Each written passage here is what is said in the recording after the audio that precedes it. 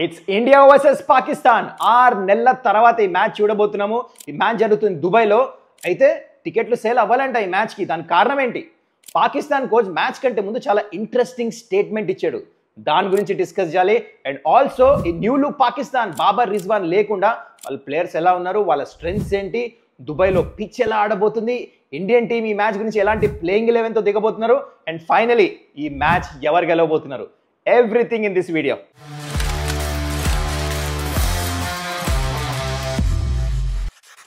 నమస్కారం, welcome to Suman's dugout. ఏంటి background మారిపోయిందని చెప్పేసి అనుకుంటున్నారా? ఇండియా పాకిస్తాన్ మ్యాచ్ మరి ఆ మాత్రం ఉండాలి కదా, అందుకనే బ్యాక్గ్రౌండ్ మార్చి పడేశాను. మరి బ్యాక్గ్రౌండ్ మీకు ఎలా అనిపించింది కింద కమెంట్ చేయండి. Anyways, before I get into the details of this match, మీ అందరికీ జెంటిల్ రిమైండర్, అదేంటంటే ఇంకా ఈ ఛానల్ని సబ్స్క్రైబ్ చేసుకోకపోతే kindly do that. Okay, India Pakistan 6 నెలల తర్వాత మ్యాచ్ దుబాయ్లో చూస్తున్నాం మనం. అయితే ఈ మ్యాచ్ గురించి టికెట్లు కంప్లీట్లీ సోల్డ్ అవుట్ అవ్వలే, which is very strange. Generally India Pakistan match 2 గంటల్లో ఆన్లైన్ పెట్టినా బయట ఉన్న టికెట్స్ ఇట్లా సోల్డ్ అవుట్ అయిపోతాయి. కానీ ఈ మ్యాచ్ గురించి అవ్వట్లేదు. So everyone is surprised. అయితే ప్రైస్ తక్కువ ఉన్న టికెట్స్ ఆ సెక్షన్ వరకు సోల్డ్ అవుట్ అయిపోయినాయి. కానీ హయ్యర్ ప్రైస్ టికెట్స్, ఇంకా విఐపి టికెట్స్ అన్నీ అసలు సెల్ అవ్వట్లే. దీనికి నా ప్రకారము 3 రీజన్స్. నెంబర్ 1, కొన్ని నెలల ముందు ఏదైతే జరిగిందో ఇండియా పాకిస్తాన్ మధ్యలో రిలేషన్స్ ఎట్లయితే దెబ్బతిన్నాయో దానివల్ల మేజర్ ఇంపాక్ట్ కనిపిస్తుంది ఇది. ఎందుకంటే చాలామంది ఇండియన్స్ జనరల్లీ దుబాయ్ ట్రావెల్ చేస్తారు, ఇండియన్స్తోనే మొత్తం గ్రౌండ్ ఫుల్ అయిపోతుంది. అది జరగట్లేదు. అండ్ నెంబర్ 2 వచ్చేసి నో విరాట్ కోహ్లీ, నో రోహిత్ శర్మ. దీనివల్ల కూడా చాలా ఇంపాక్ట్ చూస్తున్నాము. అండ్ నెంబర్ 3 రీజన్ వచ్చేసి the tickets are price really high దుబాయ్లో. And one of the main reasons అనమాట ఈ 3. అందుకనే టికెట్స్ సేల్ అవ్వట్లేదు. So that's about the ticket issue. And now important విషయం చెప్పాలి. పాకిస్తాన్ కోచ్ అంటే చాలా ఇంట్రెస్టింగ్ స్టేట్మెంట్ ఇచ్చాడు మ్యాచ్ కంటే ముందు. దాని గురించి డిస్కస్ చేద్దాం. పాకిస్తాన్ కొత్త కోచ్ మైక్ హెసన్ మ్యాచ్ కంటే ముందు ఇంట్రెస్టింగ్ స్టేట్మెంట్ ఇచ్చాడు. మరి దీన్ని ఇంట్రెస్టింగ్ అనాలా, కాన్ఫిడెంట్ అనాలా, ఓవర్ కాన్ఫిడెంట్ అనాలా అర్థం కావట్లేదు. అయితే యాక్చువల్లీ ఏం జరిగిందంటే, రిపోర్టర్స్ ఉంటారు, మ్యాచ్ కంటే ముందు అడుగుతారు కదా క్వశ్చన్స్. అట్లానే అడిగినప్పుడు అంటే పాకిస్తాన్ ఇండియాతో ఈ ప్రెషర్ ఎట్లా కోపప్ చేస్తుంది, మరి మీ ప్రిపరేషన్స్ ఎలా ఉన్నాయి, ఇవన్నీ క్వశ్చన్స్ వేసినప్పుడు తను ఏమన్నా అంటే, మా దగ్గర సూపర్ స్పిన్నర్స్ ఉన్నారు, ఇన్ఫ్యాక్ట్ వరల్డ్లో నెంబర్ 1 స్పిన్నర్ ఉన్నాడు. ఎవరంటే మొహమ్మద్ నవాజ్ అన్నాడు. అక్కడ చాలామంది షాక్ అయ్యారు. అక్కడ ఆగలే, మా దగ్గర సూపర్ బ్యాటర్స్ కూడా ఉన్నారు అని చెప్పేసి అన్నాడు. అయితే రిపోర్టర్స్ అడుగుతారు కదా, మరి ఇండియా దగ్గర సూపర్ స్పిన్నర్స్ ఉన్నారు, రిస్ట్ స్పిన్నర్స్, దాని తర్వాత వరుణ్ చక్రవర్తి మిస్టరీ స్పిన్నర్, వాళ్ళని ఎట్లా ట్యాకిల్ చేస్తారు పాకిస్తాన్ యంగ్ టీమ్ అంటే, నో ప్రాబ్లం, మేము రషీద్ ఖాన్, దాని తర్వాత నూర్ అహ్మద్ లాంటి స్పిన్నర్స్ని ఆడేసి వస్తున్నాం, వాళ్ళు కూడా రిస్ట్ స్పిన్నర్సే కదా, టోర్నమెంట్ కూడా గెలిచేసి వస్తున్నామని చాలా కాన్ఫిడెంట్గా చెప్పాడు. అక్కడ ఆగలేదు. ఒకవేళ పిచ్ ఫాస్ట్ బౌలర్కి సపోర్ట్ చేస్తే మా దగ్గర 5 సూపర్ మంచి ఫాస్ట్ బౌలర్స్ ఉన్నారు మా దగ్గర అని చెప్పేసి కూడా చెప్పాడు. సో ఈ was sounding very very confident. మరి చూద్దాం మ్యాచ్ ఎంతో తెలుస్తుంది, మరి కాన్ఫిడెన్స్ ఎంతవరకు ఉంటుందో. ఎనీవేస్, మైక్ హెసన్ మీ అందరికీ తెలుసు, is a coach of RCB team. దాని తర్వాత పాకిస్తాన్ సూపర్ లీగ్ పిఎస్ఎల్ కూడా, అక్కడ కూడా he has been a part అనమాట. సో తను చేసిన గుడ్ థింగ్స్ కూడా ఉన్నాయి పాకిస్తాన్ క్రికెట్. ఇప్పుడు దాకా ఏం చేంజెస్ చేశాడు అనమాట, అదేంటో చెప్తా మీకు. ఫస్ట్ ఏం చేశాడంటే, తను బాబర్ అజాన్, రిజ్వాన్ సెలెక్షన్ ప్రాసెస్ అయితే వాళ్ళ టీం నుంచి బయటకు వెళ్ళారు కదా, తిని చేయి కూడా చాలా ఉంది. తను బయటకు వచ్చి అంటే ఓపెన్లీ చెప్పాడు, ఏంటి స్ట్రైక్ రేట్ బాగాలేదు వీళ్ళది, అందుకనే they are not part of the team అని చెప్పేసి. అట్లా చాలామంది అట్లా అప్ ఫ్రంట్ చెప్పారు. అండ్ నెంబర్ 2 ఇంకో చేంజ్ ఏం తెచ్చాడంటే, మిడిల్ ఓవర్స్లో Pakistan generally T20 world cup అప్పుడు కూడా చూస్తే చాలా మెల్లిగా ఆడతారు బ్యాటింగ్. 7 runs per over, 7.5 కంటే ఎక్కువ ఫాస్ట్ ఆడరు. కానీ అది చేంజ్ చేశాడు వచ్చి, ఫియర్లెస్ బ్యాటింగ్ చేయాలని చెప్పేసి రన్ రేట్ అప్ ఎంత చేశాడంటే almost 8.5, 9 runs per over touch చేస్తున్నప్పుడు పాకిస్తాన్ మిడిల్ ఓవర్స్లో బ్యాటింగ్ చేస్తున్నప్పుడు వికెట్స్ కోల్పోయినా they are playing that aggressive brand of cricket. అదొక చేంజ్ తీసుకొచ్చాడు. ఇంకో నెంబర్ 3 వచ్చేసి హీ హాజ్ ఎంఫసైజ్డ్, అంటే చాలా మంచి ఫోకస్ ఏం చేసిన టీమ్ సెలెక్షన్లో ఆల్రౌండర్స్ కావాలని. సో బ్యాటింగ్ బౌలింగ్ చేసే ప్లేయర్స్ని ఎక్కువ తీసుకున్న టీంలో. ఇప్పుడు పాకిస్తాన్కి నెంబర్ 8 దాకా బ్యాటింగ్ ఉంది. So these are the changes Mike Hesson Pakistan క్రికెట్లో తీసుకొని వచ్చాడు అనమాట. సో ఈ యంగ్ పాకిస్తాన్ స్క్వాడ్ గురించి డిస్కస్ చేయాలంటే ఫస్ట్ వాళ్ళ ప్రాబబుల్ ప్లేయింగ్ 11 చూడండి స్క్రీన్ మీద. అగేన్స్ట్ ఇండియా ఎలా ఉండొచ్చు, ఇదే లాస్ట్ మ్యాచ్ కూడా ఆడారు వాళ్ళు అగేన్స్ట్ ఒమాన్. అయితే దీంట్లోంచి ఫస్ట్ వాళ్ళ కొత్త క్యాప్టెన్ని మీకు ఇంట్రడ్యూస్ చేయాలి కదా. తను ఎవరంటే సల్మాన్ అలీ ఆగా. ఓకే, తిను ఇప్పుడు దాకా 19 మ్యాచెస్ క్యాప్టెన్సీ చేస్తే 11 మ్యాచెస్ పాకిస్తాన్ గెలిచారు. మార్చ్లో తను క్యాప్టెన్సీ తీసుకున్నాడు అనమాట. దీంట్లోంచి తిన గెలిచిన సిరీస్ ఏంటంటే, ఒకటేమో బంగ్లాదేశ్తో, ఒకటి వెస్టిండీస్తో, ఒకటేమో ట్రయాంగులర్ సిరీస్ ఆడారు ఏషియా కప్ కంటే ముందు, అది గెలిచారు. సో ఒక మొమెంటంలో వస్తున్నారు, కింద మీద పడి ఏదో మ్యాచ్లు అయితే గెలిచేసి వస్తున్నారు. న్యూజిలాండ్తో మ్యాచ్లు ఓడిపోయారు, చాలా మ్యాచ్లు ఇలా సిరీస్లో అన్ని మ్యాచ్లు ఓడిపోయారు అనుకుంటా ఇన్ఫ్యాక్ట్.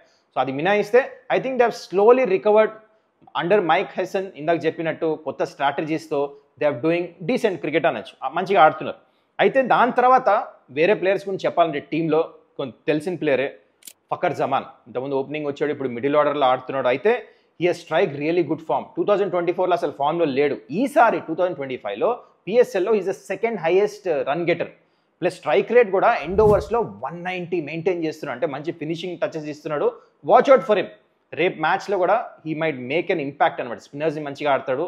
ఒక్క ఆఫ్ స్పిన్నర్కి కొంచెం అంత ఈజ్ నాట్ కంఫర్టబుల్. అది మినహాయిస్తే I think he plays really well. And దాని తర్వాత నెక్స్ట్ ప్లేయర్ వచ్చేసి సయమ్ అయూబ్. తిను లెఫ్ట్ హ్యాండర్, ఓపెనింగ్ వస్తాడు, ప్లేస్ అగ్రెసివ్లీ. ఏంటంటే ఆన్ సైడ్ ఎక్కువ డామినేటెడ్, ఈ స్కూప్ షాట్స్ మిడ్ వికెట్ పైన ఎక్కువ కొడుతూ ఉంటాడు. డైనమిక్ ప్లేయర్ అనొచ్చు. అంటే మంచి ఫ్రీడమ్తో బ్యాటింగ్ చేస్తాడు. అండ్ ఆల్రౌండర్ కూడా తిను. అంటే రైట్ హ్యాండర్కి క్యారమ్ బాల్ వేస్తాడు, లెఫ్ట్ హ్యాండర్స్కి ఏమో ఆఫ్ స్పిన్ వేస్తాడు. He contributes. కొన్ని వికెట్స్ ఉన్నాయి, 8 వికెట్లు దా తీసే ఇంటర్నేషనల్ క్రికెట్లో. Is a genuine T20 bowler అనమాట, వేస్తూనే ఉంటాడు. ఇదొక player, watch out for. And next వచ్చేసి షాహిన్ అఫ్రిది. దీని గురించి అయితే మీకు తెలుసు. So Shaheen Afridi of late మంచి రిథంలో ఉన్నాడు. He's been picking wickets. In fact పిఎస్ఎల్లో is the highest wicket taker కూడా, 19 వికెట్స్ తీసుకున్నాడు. కానీ ప్రాబ్లం వచ్చేసి షాహిన్ అఫ్రిది ఏంటంటే పేస్ డ్రాప్ అయింది. ఇంతకుముందు షాహిన్ అఫ్రిది మనం బాగా ఫాస్ట్ వేసాడు, 140+. కానీ ఇప్పుడు కొంచెం పేస్ తగ్గింది. దానివల్ల అంత ఇంపాక్ట్ క్రియేట్ చేయలేకపోతున్నాడు. మరి చూద్దాం ఈ పిచెస్ మీద మళ్ళా ఏషియా కప్లో కంబ్యాక్ చేస్తాడా. దాని తర్వాత వచ్చేసి హసన్ నవాజ్. దీన్ని కూడా ఫాస్టెస్ట్ T20 100 కొట్టాడు అనమాట. ఈ scored in 44 balls against New Zealand. దీన్ని కూడా మంచి player. So watch out for him also. And దాని తర్వాత సూఫియాన్ ముఖీమ్. ఇంతకుముందు లాస్ట్ వీడియోలో చెప్పాను దీని గురించి. లెఫ్ట్ ఆర్మ్ అంటే సేమ్ లైక్ కుల్దీప్ అనమాట. Chinamen bowler, rest spinner, fast వేస్తాడు. రైట్ హ్యాండర్స్కి స్లోగా గూగ్లీ వేస్తాడు బయట ఎక్కువ. దాని తర్వాత లెగ్ స్పిన్ అయితే స్టంప్స్ మీద వేస్తాడు. రైట్ హ్యాండర్కి ఫాస్ట్ వేస్తాడు. హీజ్ మంచి యాక్యురేట్ వేస్తాడు. తిని కూడా మ్యాచ్లో ఇంపాక్ట్ క్రియేట్ చేయొచ్చు. పిచ్లో టర్న్ ఉన్నా లేపైనా రిస్ట్ స్పిన్నర్స్ ప్లేలో వస్తారు. And finally Mohammad Nawaz. తిన పేరు ఎందుకు తీస్తున్నా మైక్ హెసన్ ఏదో పెద్ద చెప్పాడని కాదు, తన గురించి నెంబర్ 1 బౌలర్ అని. మనకు తెలుసు ఇండియన్ బ్యాటర్స్ ఏం చేశారో దీంతో ఎంత ఎక్స్ప్లెయిన్ చేసే అవసరం లేదు. కాకపోతే లాస్ట్ టోర్నమెంట్ ఏదైతే ట్రయాంగులర్ సిరీస్ ఆడారు, పాకిస్తాన్, ఆఫ్ఘనిస్తాన్ ఇంకా UAE, దాంట్లో తిను ప్లేయర్ ఆఫ్ ద సిరీస్ వచ్చింది. ప్లస్ హ్యాట్రిక్ కూడా తీసాడు అక్కడ. అందుకనే ద ప్లేయర్ ఇన్ ఫామ్ అని చెప్పేసి తిన పేరు కూడా తీసుకుంటున్నాం, Mohammad Nawaz. So that's it. This is about the Pakistan team. ఇప్పుడు మనం ఇండియన్ టీం గురించి మాట్లాడదాం. సో ఇండియన్ టీం ఎలాంటి ప్లేయింగ్ 11తో దిగచ్చి ఈ మ్యాచ్ అగేన్స్ట్ పాకిస్తాన్. ఇప్పుడు మీరు స్క్రీన్ మీద చూస్తుంది ప్రాబబుల్ ప్లేయింగ్ 11 ఇలా ఉండొచ్చు అని నాకు అనిపిస్తుంది. ఇది సేమ్ ప్లేయింగ్ 11 లాస్ట్ మ్యాచ్ ఏదైతే UAEతో ఆడారు కదా అదే. ఏం చేంజెస్ చేయరనిపిస్తుంది. ఒకవేళ చేసినా ఒక్కటే చేంజ్ చేయొచ్చు, అది కూడా చాలా కష్టం. అదేంటంటే హర్షదీప్. T20లో బెస్ట్ బౌలర్ ఇండియాకి తను. అలాంటి బౌలర్ లాస్ట్ మ్యాచ్ ఆడలేదు. మరి ఈ మ్యాచ్ అయినా ఆడిపిస్తారా? ఆడిపియాలని రీజన్ ఒకటే ఉంది. ఏంటంటే ఆడిపియాలంటే డ్యూ ఒకవేళ వచ్చింది అనుకోండి, ఇండియా టాస్ ఓడిపోయి సెకండ్ బౌలింగ్ వేసి గ్రౌండ్లో డ్యూ ఉన్నప్పుడు స్పిన్నర్స్ బాల్ టర్న్ అవ్వతే మీకు 3 ఫాస్ట్ బౌలర్స్ ఉండాలి, జెన్యున్ ఫాస్ట్ బౌలర్స్. ఇప్పుడు ఇండియన్ టీం లాస్ట్ మ్యాచ్ UAEతో ఏం చేశారంటే మనకు తెలుసు, శివం డోపితో వేయించారు. తను 3 వికెట్లు తీసుకున్నాడు. కానీ పాకిస్తాన్తో ఆ గేమ్ ప్లాన్ నడుస్తుందా? That's the only question mark. కానీ రైట్ నౌ ఈవెన్ మీరు హర్షదీప్ని టీంలో తీసుకురాలంటే ఎవరిని డ్రాప్ చేస్తారు? శివం డూబేనే డ్రాప్ చేయాల్సి వస్తుంది. వేరే ప్లేసే లేదు వేరే ప్లేయర్ని. ఎందుకంటే స్పిన్నర్ని డ్రాప్ చేయలేరు. కుల్దీప్ వికెట్లు తీసుకున్నాడు, వరుణ్ చక్రవర్తిని డ్రాప్ చేయలేరు. అక్షర్ పటేల్ అయితే బ్యాటింగ్ బౌలింగ్ చేస్తాడు. అందుకు ఎన్ని ప్రాబ్లమ్స్ ఉన్నాయని చెప్పేసి బహుశా నాకు అనిపిస్తుంది డ్యూ వచ్చినా రాపోయినా శివం డూబే 3 వికెట్లు తీసుకున్నాడు కాబట్టి ఇండియాకి బ్యాటింగ్ నెంబర్ 8 దాకా ఉండాలి కాబట్టి I think India will go with the same playing 11. ఏదైతే UAEతో ఆడారు కదా 3 క్వాలిటీ స్పిన్నర్స్, అదే గేమ్ ప్లాన్ యూజ్ చేసి అదే ప్లేయింగ్ 11తో ఈ మ్యాచ్ కూడా దిగుతారు. So this is about the playing 11. So ఈ మ్యాచ్కి ఇండియా స్ట్రెంగ్త్ ఇంకా గేమ్ ప్లాన్ ఎలా ఉండొచ్చో డిస్కస్ చేద్దాము. ఇండియా స్ట్రెంగ్త్ ఏంటంటే నెంబర్ 1 to 8 దాకా బ్యాటింగ్ ఉంది. అంటే అభిషేక్ శర్మ టు అక్షర్ పటేల్. అండ్ దీంట్లో అల్ట్రా అగ్రెసివ్ ఆడే ప్లేయర్స్ ఉన్నారు. అదే ఇండియన్ టీంకి వేరే టీంకి డిఫరెన్స్ బ్యాటింగ్లో. అండ్ అలా ఆడే ప్లేయర్స్ ఎవరు? అభిషేక్ శర్మ, సూర్యకుమార్ యాదవ్, సంజు శాంసన్ అండ్ తిలక్ వర్మ. వీళ్ళకి లైసెన్స్ టు కిల్ ఉంది. అంటే వెళ్ళి అగ్రెసివ్ బ్రాండ్ ఆఫ్ క్రికెట్ ఆడడానికి నెంబర్ 8 దాకా బ్యాటింగ్ ఉంది, నో ప్రాబ్లం. మళ్ళీ లెఫ్ట్ రైట్ కాంబినేషన్ ఉంది దీంట్లో, అందుకని ఇంకా డెడ్లీ. వీళ్ళు ఎలాంటి ప్లేయర్స్ అంటే స్పిన్ని చాలా మంచిగా ఆడతారు, మళ్ళీ ఫాస్ట్ బౌలింగ్ని కూడా చాలా మంచిగా ఆడతారు. They got all the skills. అంటే స్కూప్ షాట్స్ ఆడతానికి సూర్య ఉన్నాడు, దాని తర్వాత Abhishek Sharma front of square ఎట్లయితే లాఫ్ట్స్ ఆడతాడో కంట్రోల్ చేస్తాం చాలా కష్టం. అంటే ఈ పిచ్ ఎలానా ఉండనియండి, వీళ్ళ ఏంటంటే వీళ్ళు బౌలర్స్ని టేక్ ఆన్ చేస్తారు. ఇది బిగ్గెస్ట్ స్ట్రెంగ్త్ ఇండియాకి. అండ్ నెంబర్ 2 వచ్చేసి స్ట్రెంగ్త్ ఏంటంటే బూమ్రాని ఇండియన్ క్యాప్టెన్ ఎట్లా యూజ్ చేస్తారంటే అవతల పక్క ఇంపార్టెంట్ బ్యాటర్స్ ఉన్నప్పుడు ఇంపార్టెంట్ సిచ్యువేషన్ కష్టమైన టైంలో బౌలింగ్ వేస్తున్న టైంలో బూమ్రా నేర్పిస్తాడు. అది పవర్ ప్లేలో 2 ఓవర్స్ అయినా, డెత్ ఓవర్స్ అయినా, స్లోవర్ వన్స్ వేస్తాం, డెత్ ఓవర్స్లో యార్కర్స్ వేస్తాం, న్యూ బాల్తో కూడా యార్కర్స్ చేసి ఇంపార్టెంట్ బ్యాటర్స్ని అవుట్ చేస్తాం. Bumrah role and is very అంటే చాలా experienced plus got the skill, so is the biggest strength ఇండియాకి. అండ్ నెంబర్ 3 వచ్చేసి ఇండియన్ స్పిన్నర్స్.